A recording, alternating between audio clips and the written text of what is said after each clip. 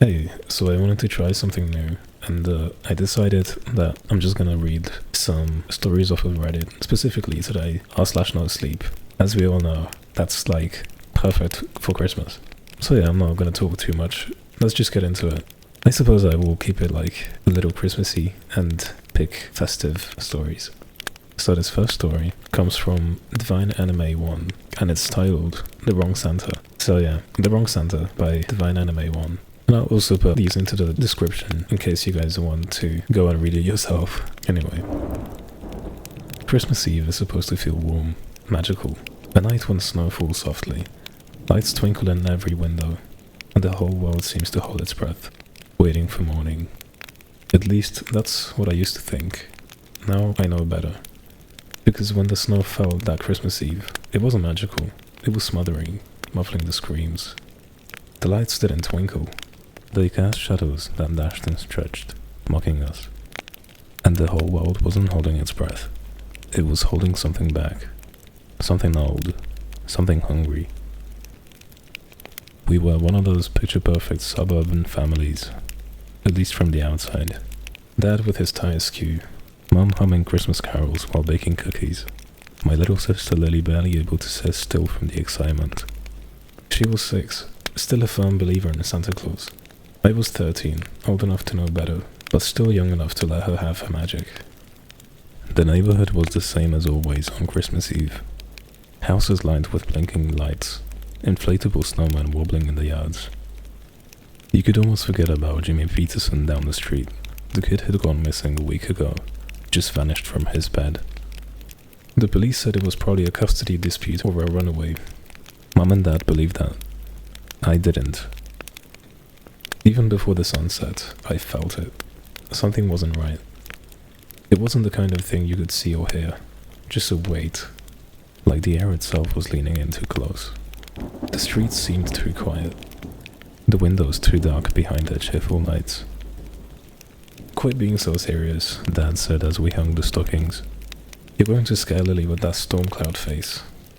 I'm not scared, I shot back, but I was lying. After dinner, we put Lily to bed. She left out the cookies and milk with painstaking care, even writing a little note to Santa in her wobbly handwriting. Dear Santa, I've been so good. Please don't forget me.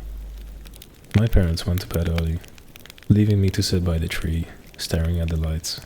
The house felt too big, too quiet.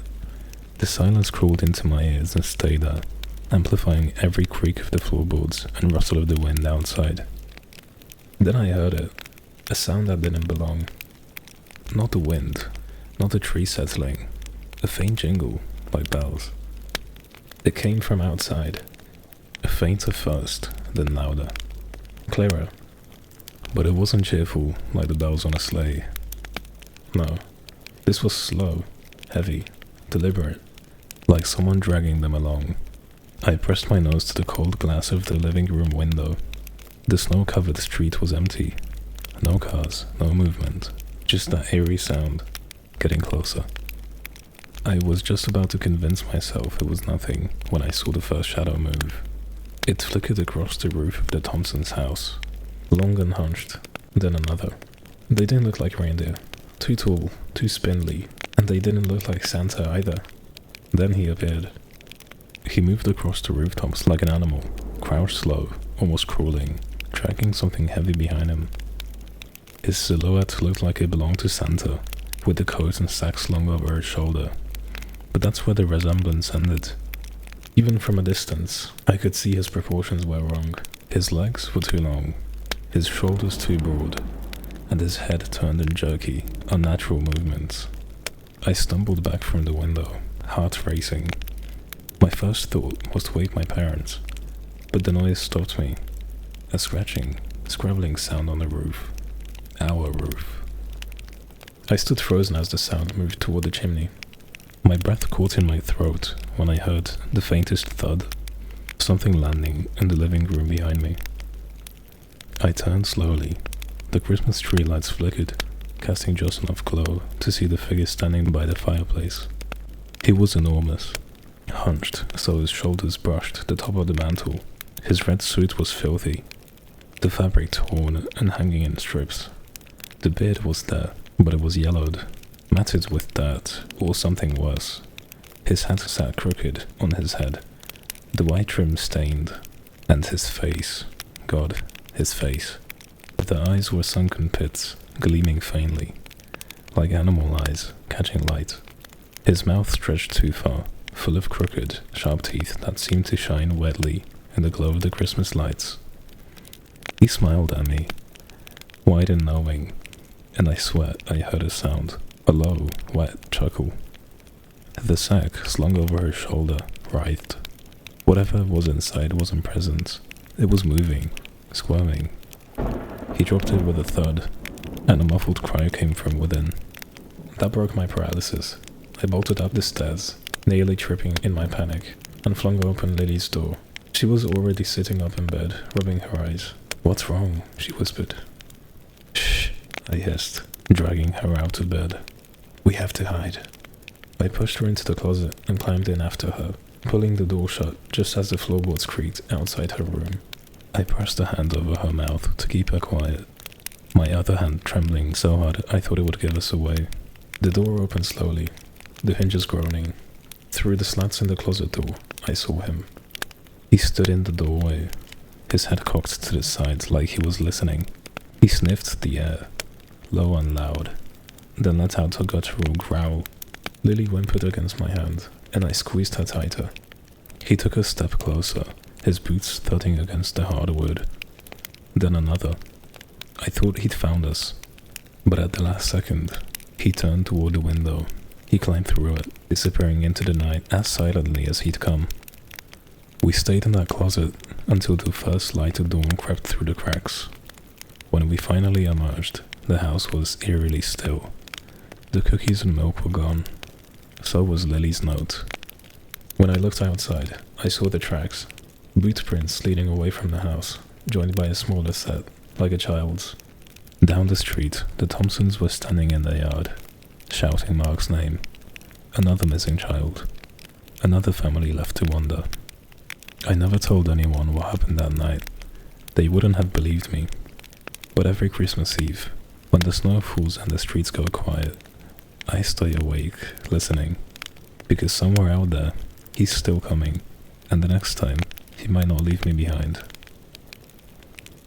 So, that was pretty cool. You know, I wonder if the parents ever got woken up or something. Did they just not hear anything? I mean, I did say the creature was silent as it entered and exited. Oh well. This next story is a shorter one. It's called Why We Don't Open Presents on Christmas Eve Anymore, by Grazy. GRPZY. I probably butchered this guy's name, but anyway, let's get started. When I was 10, my family decided to start a new tradition, opening one present on Christmas Eve. It sounded harmless and fun. Just one gift to tide us over until Christmas morning. That year, the snowstorm outside was fierce, the wind howling like a warning.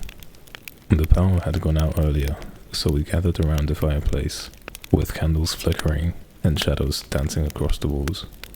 My little brother, Max, was the first to choose a gift. He picked the biggest box under the tree, a shiny red package with a silver ribbon. "Go ahead," my mom said, smiling. "It's Christmas Eve." Max tore into the paper like any 6-year-old would. Inside was a wooden nutcracker, painted with bright, glossy colors and grinning from ear to ear. "I didn't buy that," my dad muttered, his brow furrowing.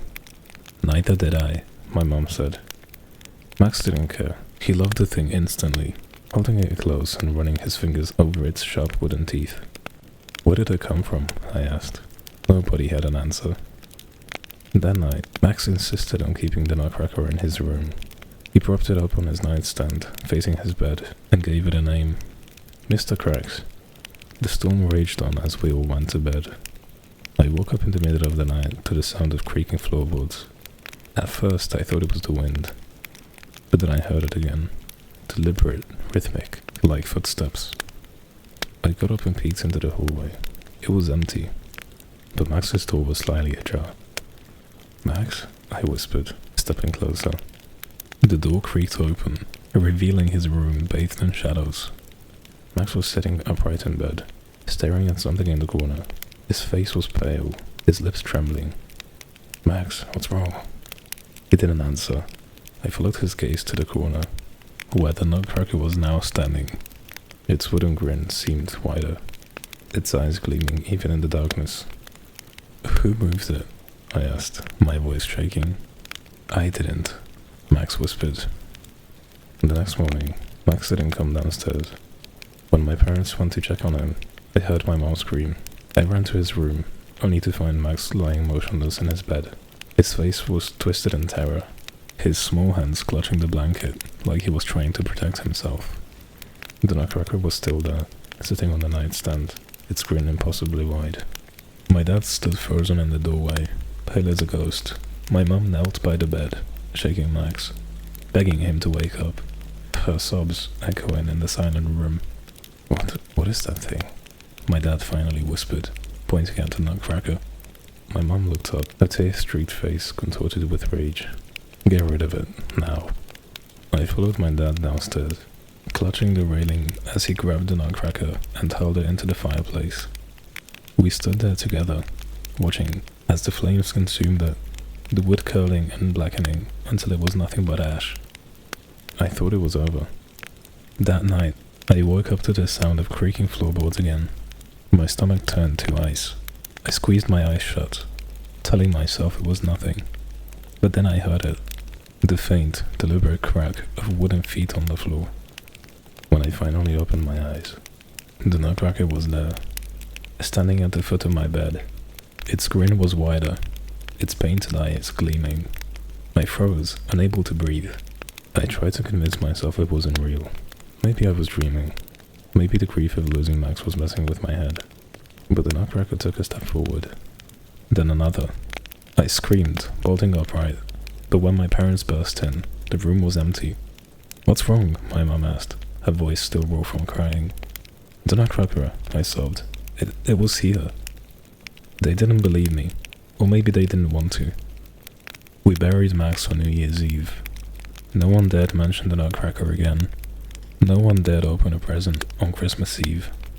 But last night, as I was unpacking decorations with my own daughter, I found it in a dusty box in the attic. And now it's grinning at me. Damn, that was cool. You know, I don't understand why you would just leave Max to sleep by himself if the nutcracker was, standing there menacingly. But overall, that was really cool. I enjoyed that. I hope you did too. And I hope you had a great Christmas. I know I'm late for Christmas, but better than nothing, At least this is coming out before 2025, so yeah, I hope you have a great new year. And thank you for listening and or watching. If I have any bloopers, I'm gonna put it up here. So yeah, enjoy that now. Bye. But every Christmas Eve, when the snow falls and the streets go quiet... Jesus Christ. But every Christmas